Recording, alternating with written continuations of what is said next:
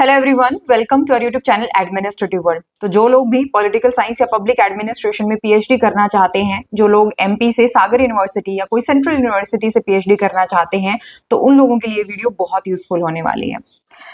मध्य प्रदेश के सागर में located doctor Hari Singh Gaur विश्वविद्यालय, जिसे सागर यूनिवर्सिटी के नाम से भी जाना जाता है, उन्होंने फाइनली 2024-25 के लिए अपने पीएचडी नोटिफिकेशन रिलीज कर दिए हैं। अब आप ये सेशन सोच के ये मत कह देना कि ये क्या कह रहे हो, 2024-25 के लिए नहीं, एग्जैक्टली 24-25 के लिए ही है। एक साल डिले चल रहा है, लेकिन ये अब फाइनली मई 2025 के अंदर इसके नोटिफिकेशन आ चुके हैं। कौन कौन सी सीट पे कितनी, मतलब कौन कौन से सब्जेक्ट के लिए कितनी सीट्स अवेलेबल हैं, कैसे इसका एग्जाम वगैरह, ये सारी चीजें हम इस वीडियो के अंदर बात करने वाले हैं। तो पहले तो मैं आपको इस यूनिवर्सिटी के बारे में बता दूं कि मतलब एमपी के अंदर अगर आप देखोगे तो काफी रिनाउंड यूनिवर्सिटीज में से काउंट होती हैं, और आफ्टर इंडिपेंडेंस इसको एक kind of centre of excellence, मतलब सेंटर ऑफ एक्सीलेंस कहना तो थोड़ा सा, मतलब क्योंकि गवर्नमेंट इसको अलग से टाइटल देती है सेंटर ऑफ एक्सीलेंस का, तो जो हायर एजुकेशन वगैरह पढ़ते हैं उनको पता होगा। बट हाँ, एकेडमिक चीजों में एक एक्सीलेंस लाने के लिए, हायर एजुकेशन में एक्सीलेंस लाने के लिए इस यूनिवर्सिटी को क्रिएट किया गया था। तो ये एक सेंट्रल यूनिवर्सिटी है। देखो, प्रेफर करो सेंट्रल यूनिवर्सिटी को अगर आप पीएचडी करना चाहते हो। और जो लोग एमपी से हैं, बहुत सारे ऐसे मेरे पास कॉल आते हैं जब से मैंने अपलोड किया ना about my PhD. So a lot of people contact me and ask कि मैम हमारा ये वाला स्टेट आप यहाँ से बता दीजिए, कहाँ से मतलब पीएचडी करें पब्लिक एडमिनिस्ट्रेशन में एंड सो ऑन। तो मैं आपको एमपी के बारे में स्पेशली बता रही हूँ अभी फिलहाल। फिर जैसे जैसे स्टेट वाइज वैकेंसीज नोटिफिकेशन आते रहेंगे, मैं कोशिश करूंगी कि आपको टाइम टू टाइम उनके बारे में अपडेट कर पाऊँ। चलिए जानते हैं क्या कुछ है। ये आप कहाँ से डाउनलोड कर सकते हैं। ये पीएचडी एडमिशन ब्रोशर है। इसको आप यूनिवर्सिटी की वेबसाइट से भी डाउनलोड कर सकते हैं, और इसको आप हमारे टेलीग्राम चैनल से भी डाउनलोड कर सकते हैं। और ये 2024-25 के लिए ही है। आप यहाँ पे देख सकते हैं यूनिवर्सिटी कैंपस की जो है वो फोटो है। ये मतलब उनके बारे में है जिनके नाम पे यूनिवर्सिटी है, सर डॉक्टर हरि सिंह गौड़, और उन्हीं के नाम पे इस यूनिवर्सिटी को बनाया गया था। देन बेसिक चीजें दे रखी हैं, यहाँ से आप कंटेंट में जंप कर सकते हो। तो हमारे लिए काम की चीज है, गाइडलाइंस क्या है, एलिजिबिलिटी क्राइटेरिया वो तो नॉर्मली होता है, सबको पता है। देन ड्यूरेशन क्या होगी पीएचडी प्रोग्राम की, इंपॉर्टेंट है जानना। प्रोसीजर क्या है। Then interview and merit list. ये लास्ट ईयर से, जब से नेट के स्कोर को ही वैलिड कर दिया गया पीएचडी एडमिशन के लिए, तब से हमारे लिए प्रोसीजर जानना और भी ज्यादा इंपॉर्टेंट हो गया है। फिर category wise reservation, seat reservation, उसके बारे में भी जानेंगे। फिर ये नॉर्मल आप खुद से भी रेफर कर सकते हैं इंपॉर्टेंट डेट्स एंड ड्यूरेशन के बारे में, फीस डिटेल्स भी डिफरेंट पीएचडी प्रोग्राम्स के लिए। तो हमारे लिए जो जो चीजें इंपॉर्टेंट है, चलिए समझते हैं। ये वाइस चांसलर हैं यूनिवर्सिटी की, प्रोफेसर नीलिमा गुप्ता। यूनिवर्सिटी के बारे में डिटेल में दी गई हैं चीजें। फिर सेंटर फॉर एडवांस रिसर्च, और यहाँ पे सिर्फ ह्यूमैनिटीज की बात नहीं हो रही है, यहाँ पे साइंस के भी काफी सब्जेक्ट्स में पीएचडी ऑफर की जाती है। तो ये एलिजिबिलिटी क्राइटेरिया नॉर्मल है, आपको भी पता होगा। आपने मास्टर्स कर रखी हो, अब 2020 जो नेशनल एजुकेशन पॉलिसी आने के बाद में आप मास्टर्स आपने कर रखी हो, या फिर जो आपने बैचलर डिग्री कर रखी हो 8 सेमेस्टर वाली या 4 सेमेस्टर वाली, उसके बाद में फिर आपने सेमेस्टर वाइज या फिर year wise master degree complete कर रखी हो, और साथ में मास्टर्स में आपके 55% मार्क्स आने चाहिए, या जहाँ पे भी ग्रेडिंग सिस्टम है तो इक्वल जो है वो ग्रेडिंग होनी चाहिए, तब आप एलिजिबल माने जाते हो। देन SC ST OBC को 5% मार्क्स में रिलैक्सेशन मिलता है। तो ये तो पर्सन विद डिसेबिलिटी के बारे में भी दे रखा है कि जो लोग पर्सन विद डिसेबिलिटी, जैसे विजुअली इम्पेयर्ड और जिनको हियरिंग इम्पेयर्ड है या ऑर्थोपेडिकली हैंडीकैप्ड हैं, उन सब के लिए हॉरिजॉन्टल रिजर्वेशन जो है वो लागू होता है। ठीक है। ड्यूरेशन क्या रहेगी इसकी। ड्यूरेशन की अगर हम बात करें तो फुल टाइम प्रोग्राम है। देखो, पीएचडी नॉर्मली 2 तरीके से ऑफर की जाती है आपको, एक पार्ट टाइम प्रोग्राम में और एक फुल टाइम प्रोग्राम में। तो यहाँ पर जो पीएचडी है वो आपको फुल टाइम प्रोग्राम के अंदर ही ऑफर की जा रही है। मिनिमम 3 साल के लिए रहेगी, जिसमें कोर्स वर्क होगा। मैक्सिमम ड्यूरेशन 6 ईयर्स के लिए है। जैसे आपका एडमिशन होता है उससे मैक्सिमम आप 6 साल तक पीएचडी में एनरोल रह सकते हो, और मिनिमम 3 ईयर्स के लिए। अब ये कोर्स वर्क क्या होता है, जैसे आप पीएचडी में एनरोल होते हैं ना, उसके बाद में 6 महीने का कोर्स वर्क होता है। नॉर्मल क्लासेस लगती हैं, जिसमें जो भी आपका सब्जेक्ट रहेगा उसके बारे में बेसिक और उससे रिलेटेड रिसर्च कैसे करनी है, ये चीजें आपको सिखाई जाती हैं।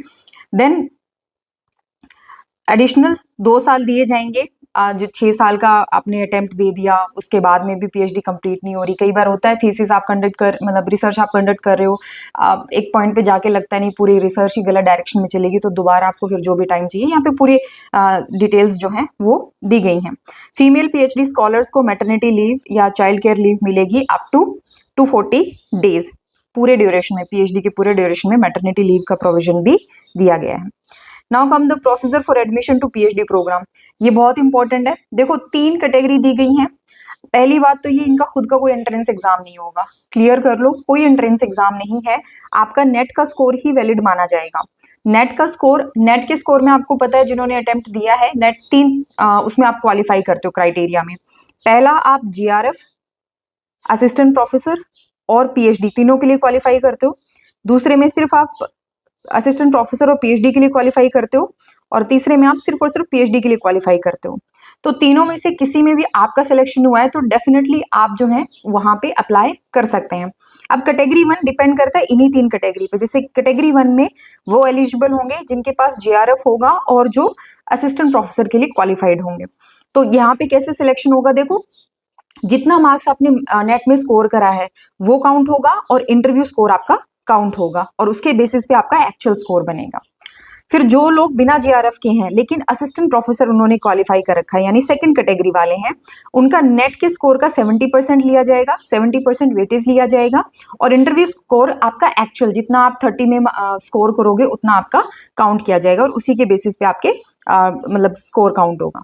थर्ड कैटेगरी जिसने नेट में सिर्फ और सिर्फ पीएचडी के लिए क्वालिफाई कर रखा है, eligible for admission to PhD programme only and not for the award for JRF और अपॉइंटमेंट फॉर असिस्टेंट प्रोफेसर। तो यहाँ पे सिर्फ और सिर्फ पीएचडी के लिए अगर आपने मतलब एलिजिबल हो, आप नेट क्वालिफाई करते टाइम आपका स्कोर कम रह गया था, आप सिर्फ पीएचडी के लिए क्वालिफाई कर पाए, तो फिर आप कैटेगरी 3 में अप्लाई करोगे। इसमें भी सेम प्रोसीजर है, 70% वेटेज आपके नेट का स्कोर का लिया जाएगा, और एक्चुअल में इंटरव्यू में जो भी आप स्कोर करोगे उसका एक्चुअल, और फिर उसी में से फिर आपका टोटल स्कोर बनेगा। देन जिन लोगों ने UGC NET, UGC CSIR NET, GATE, CEED, इन सब के जो स्कोर हैं या कोई भी नेशनल लेवल टेस्ट क्वालिफाइड होगा वो भी पीएचडी प्रोग्राम में मतलब एनरोल कर सकते हैं। ये प्रोविजन उन लोगों के लिए ज्यादा यूजफुल है जो साइंस और बाकी एग्जाम के लिए प्रिपेयर, मतलब बाकी सब्जेक्ट्स के लिए। सोशल साइंस के लिए फिर आपका यूजीसी नेट का स्कोर ही ज्यादा वैलिड है। ठीक है, ये आप आराम से जो फॉर्मूला है यूज किया गया है उस फॉर्मूले को यहाँ पे आप देख सकते हैं। उसी के हिसाब से फिर इंटरव्यू एंड मेरिट लिस्ट लगेगी। कट ऑफ स्कोर भी डिसाइड किया जाएगा अगर जरूरत लगती है तो। कौन सा डेट होगी इंटरव्यू की, ये भी एडमिशन सेल यूनिवर्सिटी का वो डिसाइड करेगा। अच्छा, अब यहाँ पे सुनिए, ये बहुत इंपॉर्टेंट है और बहुत सारे लोग इस चीज को मिस कर जाते हैं। जिन लोगों को इंटरव्यू के लिए बुलाया जाएगा, eligible applicant will be called for interview with research proposal. ध्यान रखना, पीएचडी में एडमिशन लेने जा रहे हो तो हमेशा अपना रिसर्च प्रपोजल तैयार रखो।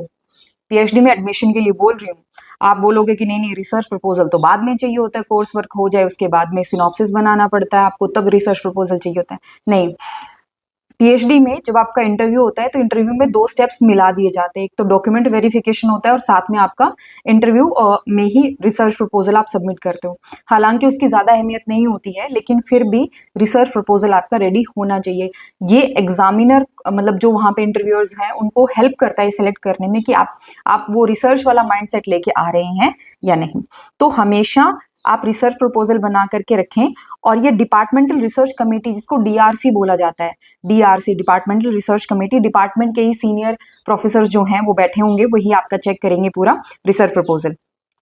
कोशिश करें प्रेजेंटेशन मोड में। अब ये थोड़ा सा है क्योंकि हमने जब अप्लाई किया था ना तो हमने फिजिकल मोड में 5 कॉपी सबमिट करी थी, बट यहाँ पर आपसे क्या कहा गया है कि DRC will discuss the research interest of applicant through presentation, preferably power point presentation होनी चाहिए। लेकिन मैं सजेस्ट करूंगी कि आप सॉफ्ट कॉपी और हार्ड कॉपी दोनों ही लेके जाइएगा, और हार्ड कॉपी की एटलीस्ट 3 से 4 कॉपी आप जो है उसके प्रिंट आउट निकलवा लीजिएगा जब आप प्रेजेंट उसके लिए इंटरव्यू के लिए जब आप जाएं। Then, apart from research interest, the committee will also gauge the aptitude and competence of applicant in research. तो आपका जो टॉपिक आप सेलेक्ट करोगे, आपको अगर कोई हेल्प चाहिए रिसर्च प्रपोजल बनाने में तो आप हमारे जो गिवन नंबर है उस पर आप हमें व्हाट्सअप कर सकते हैं विद वेरी मिनिमम, मतलब जो भी आपके चार्जेस होंगे, बहुत ही बेयर मिनिमम में भी अप टू 100 और 200 रुपीज हम आपके रिसर्च प्रपोजल डिजाइन करने में हेल्प करेंगे। लेकिन सिर्फ हेल्प करेंगे, हम आपको डिजाइन करके नहीं देने वाले। आप जो भी टॉपिक बताएंगे, खास करके पब्लिक एडमिनिस्ट्रेशन, पॉलिटिकल साइंस से, तो उन टॉपिक में हम आपकी डेफिनेटली हेल्प करेंगे। अब देखो अगर मान लीजिए दो लोगों का स्कोर जो है वो फाइनल मेरिट लिस्ट के अंदर सेम आता है, तो किस बेसिस पे होगा, आपके मास्टर डिग्री में कितने स्कोर बने हैं उस बेसिस पे आपकी रैंक तय होगी। और यूजी डिग्री में अगर मान लीजिए पीजी में भी आपका सेम स्कोर है तो फिर यूजी डिग्री को कंसिडर किया जाएगा। देखो इसमें ना एक स्टेप होता है जिसमें आपका डॉक्यूमेंट वेरिफिकेशन जिसको हम बोलते हैं। अब डॉक्यूमेंट वेरिफिकेशन के साथ ही क्या होता है ना, जो आपका फाइनल स्कोर तैयार हो रहा है इंटरव्यू वाला जो है, उसमें आपने 12th से लेकर के पीजी तक कितना स्कोर आपने किया है उसके बेसिस पे आपकी जो रैंक है, मतलब इसके बेसिस पे मार्क्स जो है वो एलोकेट किए जाते हैं। आप 60% स्कोर कर रहे हैं, 70% स्कोर कर रहे हैं, 80% स्कोर कर रहे हैं, उस बेसिस पे क्या तय होती है हमारी मतलब मार्क्स हमारे ऐड होते हैं फाइनल लिस्ट के अंदर, ये ध्यान रखना। ठीक है, तो ये जनरल इंस्ट्रक्शंस दे रखे हैं, सेंट्रलाइज्ड मोड में होगी, कॉमन शेड्यूल होगा सारे सब्जेक्ट्स एंड प्रोग्राम का, और डॉक्यूमेंट वेरिफिकेशन इंटरव्यू से पहले होगा, will be held prior to the interview. और एडमिशन सेल जो है वो जितने भी स्कोर्स होंगे उन सबको कंपाइल करके यूनिवर्सिटी वेबसाइट पे पब्लिश करेगी। और इंटरव्यू में वीसी चाहे तो एक ऑब्जर्वर के तौर पे रह सकते हैं। अब आप बोलोगे मैम सबका बता दिया, हमें ये भी तो बता दो पीएचडी के लिए सीट कितनी है। चलो कैटेगरी वाइज रिजर्वेशन बता देते हैं। तो पहले तो कौन कौन से सब्जेक्ट्स में है, anthropology, applied geology, microbiology, botany, ये सारे सब्जेक्ट्स हैं आपके अप्रोक्सीमेटली 37 सब्जेक्ट्स में ये लोग पीएचडी ऑफर कर रहे हैं। तो यहाँ पे देखिए सब्जेक्ट कोड है, मतलब प्रोग्राम कोड है, कितनी सीट्स हैं ध्यान रखिएगा। एंथ्रोपोलॉजी में 5 सीट हैं टोटल, अनरिजर्व्ड 2 हैं और ईडब्ल्यूएस में एक ओबीसी में और एक एसटी में है। एससी में और पीडब्ल्यूडी में कोई भी सीट रिजर्व नहीं है। अप्लाइड जियोलॉजी में 11 सीट हैं, 5 सीटें अनरिजर्व्ड है, एक ईडब्ल्यूएस के लिए है, 3 ओबीसी के लिए है, 2 एससी के लिए है, एसटी के लिए कोई सीट नहीं है और पीडब्ल्यूडी के लिए 1 सीट है। देन माइक्रोबायोलॉजी में 6 सीट हैं, अनरिजर्व्ड 3 है, ईडब्ल्यूएस में 1 है, ओबीसी में 1 है, एससी में भी 1 है, एसटी के लिए कोई सीट नहीं है, ना ही कोई पीडब्ल्यूडी में है, मतलब फिजिकली जो वीकर है उनके लिए भी नहीं है। बॉटनी में 21 सीट हैं total, 8 unreserved, 2 EWS, 6 OBC, then 3 SC, 2 ST and 2 PWD. Business management में 8 सीट हैं, अनरिजर्व्ड 3 है, ईडब्ल्यूएस 1, ओबीसी 2, एससी में 1, एसटी में 1 और पीडब्ल्यूडी में 0। केमिस्ट्री में 18 सीट हैं, अनरिजर्व्ड 8, ईडब्ल्यूएस में 2, ओबीसी में 5, एससी में 2, एसटी में 1, पीडब्ल्यूडी में भी 1। ऐसे ही कॉमर्स के लिए या आप अपने सब्जेक्ट के हिसाब से देख सकते हो, जैसे इंग्लिश के लिए 10 सीटें हैं, एजुकेशन के लिए 18 सीटें हैं, इकोनॉमिक्स में 10 सीटें हैं, देन फोरेंसिक साइंस में सिर्फ 2 हैं जिसमें से एक अनरिजर्व्ड है और एक ओबीसी के लिए है। ज्योग्राफी में 12 सीटें हैं, ठीक है। हिंदी में 6 सीटें हैं टोटल, हिस्ट्री में भी 3 हैं, then journalism and mass communication में 1 है, लॉ में 8 सीटें हैं, लाइब्रेरी एंड इंफॉर्मेशन साइंस में 1 है, लिंग्विस्टिक में 2 हैं, मैथमेटिक्स में 8 है। तो ये आप आराम से इसको लिस्ट को देख सकते हैं। अब हमारे काम का जो है, जैसे फिलोसफी में 3 है, फिजिक्स में 27 है, आप देख सकते हो 27 सीटें हैं, फार्मास्यूटिकल साइंस में 21 सीट हैं, political science and public administration में सिर्फ 9 सीटें हैं। बट कमाल की बात है 3 अनरिजर्व्ड में है, एक ईडब्ल्यूएस में है, 3 ओबीसी में है, एक एसटी में है, एक एससी में है, फिजिकली वीकर सेक्शन के लिए नहीं है, कोई सीट रिजर्व नहीं है। 9 सीटें ठीक ठाक है, लेकिन आपको पॉलिटिकल साइंस वालों के साथ कंपटीशन करना पड़ सकता है, पब्लिक एडमिनिस्ट्रेशन वालों ध्यान रखो। तो अपना अच्छे से सब्जेक्ट पे कमांड बनाओ, और जो आपने अपना अच्छा परफॉर्म करा है through out your academic career, well and good, आप आगे लेके इसको जा सकते हो। देन उसके बाद में जूलॉजी में 19 सीट हैं, देन सोशोलॉजी में और सोशल वर्क में 6 सीटें हैं, फाइन आर्ट में 3 सीटें हैं, एनवायरमेंटल साइंस में 7 है, वैदिक स्टडीज में 2 हैं, इंडिजिनस नॉलेज में 4 सीटें हैं। तो टोटल कितनी सीट है, टोटल 37 सब्जेक्ट्स में 279 सीट है। कितनी, 279 सीट है। जिन लोगों ने एम फार्मा कर रखी है, जीपेट स्कोर और उनका मिनिमम एलिजिबिलिटी रिक्वायरमेंट जो है वो कंसीडर किया जाएगा, यानी फार्मास्यूटिकल साइंस में जीपेट स्कोर को काउंट होगा, जैसे हमारा यूजीसी नेट का स्कोर काउंट होता है ना, तो उनका जीपेट का स्कोर काउंट होगा। अब कितनी फीस कितनी है, तो ठीक ठाक है, रीजनेबल फीस है। जनरल और ओबीसी के लिए 1000 रुपए है, एससी एसटी के लिए 500 रुपए है, पीडब्ल्यूडी के लिए कोई फीस नहीं है। व्हेन आई अप्लाइड टू ना यूनिवर्सिटी, तो at that point of time हमारी यूनिवर्सिटी में 3000 थी, सिर्फ एप्लीकेशन फीस 3000 रुपए थी। अच्छा, ये कोई रिफंडेड और ट्रांसफर्ड नहीं होती, इट्स नॉट लाइक कि मेरा सिलेक्शन नहीं हुआ तो आप मुझे रिफंड करो, नहीं, ये फिर इंस्ट्रक्शन है कैसे आपने फॉर्म फिल करना है। तो आई होप हमारी ज़रूरत की सारी चीज़ें जो हैं वो हमें पता चल चुकी हैं। इंपॉर्टेंट डेट जो है वो कब से कब तक है, तो ध्यान रखिएगा, एप्लीकेशन फॉर्म 8 मई 2025 को स्टार्ट हो चुके हैं और 23 मई 2025 लास्ट डेट है। ये मत कहना लेट अपडेट करा है मैंने। टेलीग्राम ग्रुप पे जिस दिन ये नोटिफिकेशन आया था ना, उसी दिन मैंने क्लिप जो है वो ऐड कर दी थी। वीडियो मैं थोड़ा लेट बना रही हूँ, बट ये मैंने हाथों हाथ जो है वो टेलीग्राम पे अपलोड कर दी थी। ड्यूरेशन ऑफ इंटरव्यू और announcement of final result to be announced, मतलब बाद में आती हैं चीजें, तो आप यूनिवर्सिटी पे लगातार जुड़े रहिए, वहां पे आपको ये सारी चीजें अपडेट मिल जाएंगे। तो ये है आपकी फिर फीस है जनरल कैटेगरी के लिए, ST SC और PH कैटेगरी के लिए। एडमिशन फीस 1500 रुपए, मतलब सस्ती है, ज्यादा नहीं है। जैसे टोटल जैसे कोर्स वर्क के दौरान आपकी 9650 रुपए है। सेमेस्टर आफ्टर कोर्स वर्क 4550 रुपए।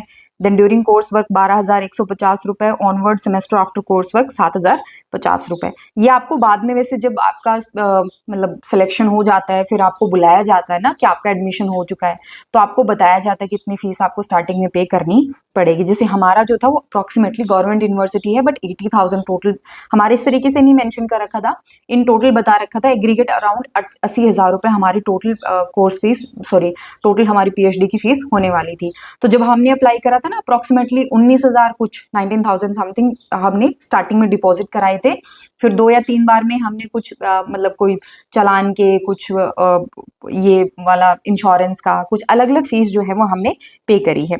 ज्यादा नहीं है, वो 500-700 रुपए हमारे एक्स्ट्रा लगे थे। तो ये सारी चीजें हैं। आई होप आपको सारी डिटेल्स जो है इसमें मिल गई होगी।